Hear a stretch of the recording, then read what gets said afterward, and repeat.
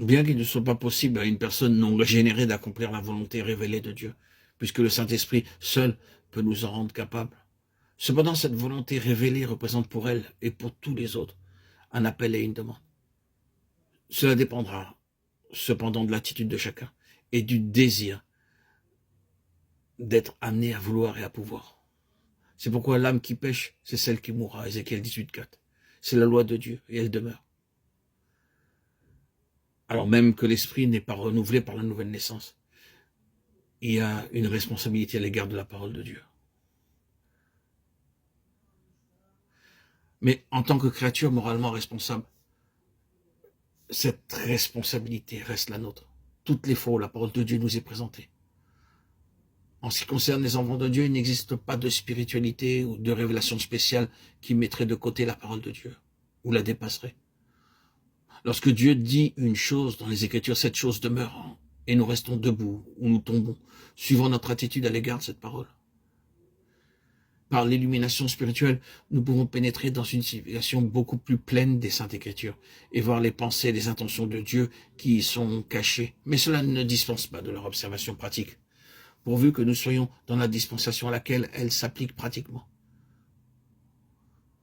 Nous avons rencontré certains chrétiens qui, prétendant agir selon l'esprit en relation avec la volonté de Dieu, se sont rendus coupables des plus flagrantes contradictions en face des obligations les plus claires et les plus élémentaires de l'honnêteté, de la sincérité, de la loyauté, de l'humilité. Parfois, une évasion mentale subtile et trahie par la tentative de justifier une action contraire à la parole de Dieu par ces mots. Oui, mais le diable peut citer les Saintes Écritures. Cela paraît incroyable, mais si nous n'avions pas rencontré cette sorte de choses, nous la trouverions en effet trop incroyable pour la mentionner. C'est cependant un point qui touche à notre sujet lui-même. Demandons-nous, est-ce que Satan cherche souvent à détourner de Christ une personne non régénérée par le moyen des Saintes Écritures? Avons-nous jamais entendu qu'il l'ait fait? Ce doit être alors un cas bien lointain. Non, c'est à ceux qui sont les vrais enfants de Dieu qu'il s'adresse en employant la parole de Dieu. Et pourquoi cela?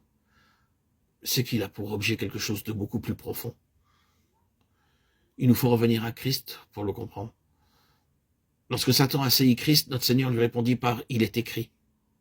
En fait, Satan se dit en lui-même « ah, c'est là ton domaine, n'est-ce pas? Très bien, alors il est écrit. Il ordonnera à ses anges de veiller sur toi. » Matthieu 4, 6. Il cherche aussitôt à infliger une défaite à Christ sur sa propre base. Nous ne parlerons pas pour le moment du fait que Satan a omis une phrase très vitale dans sa citation, une omission très significative. Dans toutes tes voies, psaume 91, 11. Quel a donc été son réel point d'attaque? Le Seigneur Jésus avait pris définitivement et délibérément la position où il ne voulait rien pour lui-même, ni rien faire de lui-même, et où tout serait maintenu en relation avec le Père, et fait par conséquent uniquement par la permission du Père. Oui, toute chose serait entièrement et seulement pour Dieu.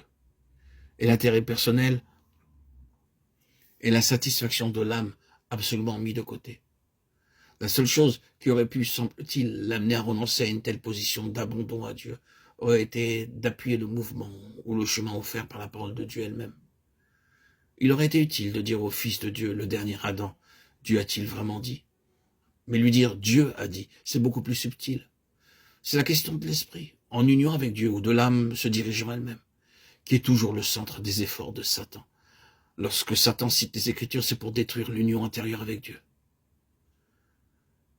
Mais la parole de Dieu elle-même n'amène jamais à cela. Et personne ne défendrait jamais une marche contraire à la parole de Dieu nette et claire en répondant que le diable peut citer les Écritures et n'aurait jamais une telle pensée, à moins de vouloir en soi-même suivre un certain chemin. Comme notre vie d'âme peut chercher à se défendre et à se sauver.